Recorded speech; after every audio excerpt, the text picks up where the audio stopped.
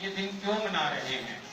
پہلے میں کسی بچے سے پوچھتا ہوں، میری بیٹی بتائیں یہ کیوں منا رہے ہیں آج کا دن، کیوں ہم یہ کہاں پر ہیں؟ بیٹے بتائیں کیوں آئے ہیں آپ کیا؟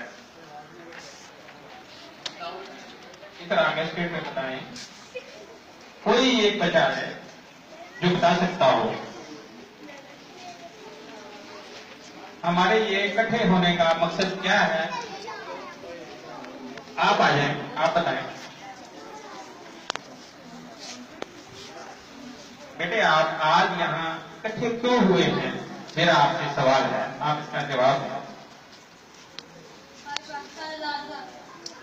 تھینک یو، بہت خوب۔ دیکھو بچوں، آج سے عرصہ دراز پہلے یہ پاکستان نہیں تھا۔ جب پاکستان نہیں تھا تو ہم لوگ ہندوستان میں ہمارے بڑے آباء و اجداد سب ادھر رہتے تھے، وہاں کوئی تمیز نہیں تھی، نہ ہم نماز پڑھ سکتے تھے، نہ قرآن پاک پڑھ سکتے ہیں، نہ کوئی تلاوت کر سکتے تھے، کوئی آزادی نہیں تھی۔ وہاں اتنے مشکل حالات میں گزر رہے تھے کہ ہم اپنے رنگ، نسل، زبان سب کچھ جو ہے بٹا بیٹھے ہوئے تھے، نہ ہم اپنے آزادی کا نام لے سکتے تھے۔ تو یہ علامہ اقبال نے تصور پاکستان کا خیال پیش کیا، جس کو پائے تکمیل تک قیادت محمد علی جناح نے پہنچایا، اور 14 اگست 1947 کو پاکستان مارگ وجود میں آیا۔ بچوں، پاکستان تو بن گیا، لیکن اس میں بہت سارے پرابلم کا سامنا کرنا پڑا، کیونکہ جب مائگریشن ہو کر ادھر لوگ آئے تو وہ وہاں سے بہت ساری ہماری ماؤں بہنوں قسطیں مقبول نہ رہی، قتل و غارت اتنی ہو گئی کہ انتہا ہو گئی، اور پھر بھی ہم نے ہمت نہیں ہاری، ہم سب لوگ ادھر ادھر سے پاکستان تشریف لے آئے۔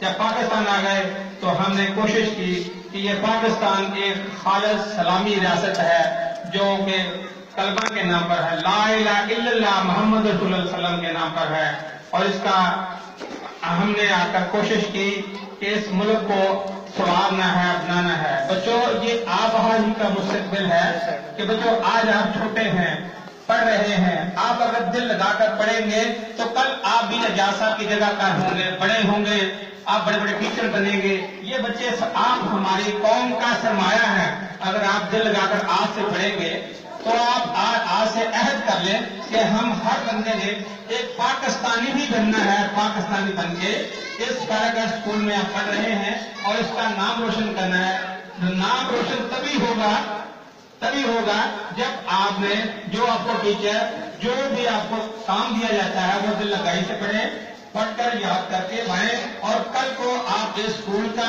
اور پورے پاکستان کا اور سکینہ کا نام روشن کریں گے، اور پھر بنے گا ایک پاکستان۔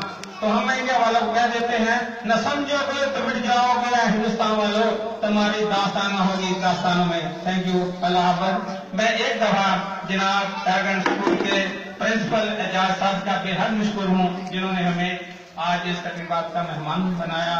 اللہ تعالیٰ اس ادارے کو ہمیشہ ترقی، خوشحالی، امن اور ترقی دے، اور دن بدن بڑھتا جائے۔ تھینک یو، اللہ حافظ۔